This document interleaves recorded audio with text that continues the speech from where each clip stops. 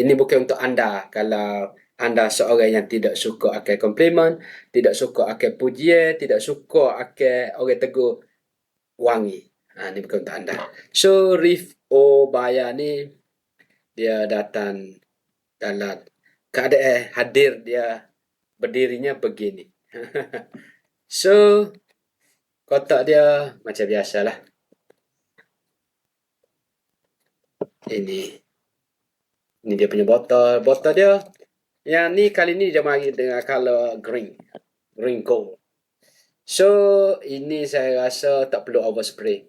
Cukup sekadar 10 spray dan ke bawah lah. Tu pun dah memadai untuk pakai 8 je, 10 je. Dan kalau dekat baju berhari-hari lah. So, dia punya notes dia pineapple, leather oak. Kombinasi yang sempurna. Dia ada fruity daripada pineapple tu. Dia ada smoky sikit. Dia ada oud, leather yang tidak mencucuk hidung, leather yang tidak tengik, leather yang orang boleh terima hidung. So inilah dia. Dikerik dengan saya rasa dengan sebaik mungkin, dengan selembut mungkin lah. Untuk dia blend jadi ke Rif Obaya ni. Rif Obaya ni saya rasa sangat versatile. Boleh pakai indoor, boleh pakai outdoor. So, dia tidak mencucuk hidung, tidak mengganggu orang sekeliling. Kalau anda pakai 10 dan ke bawah lah.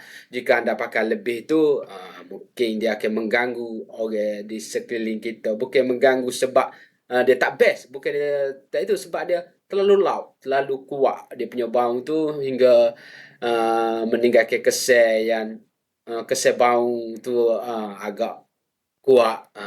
So, ini untuk anda kalau anda suka kepada compliment. Dia oak, fruity, leather, sweet, tropical, animalic, fresh, smoky, fresh, spicy punya ingredient. Dan susunan notes dia tu memang cukup wow lah. Ini kalau nak setakat nak compliment tu, senyumnya tuan.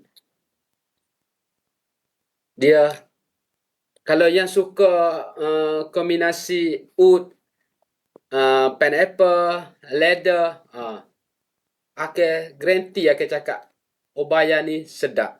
Obaya ni best. Kalau anda jenis yang tak suka kepada leather, tak suka kepada oud, jangan. Ini bukan untuk anda lah.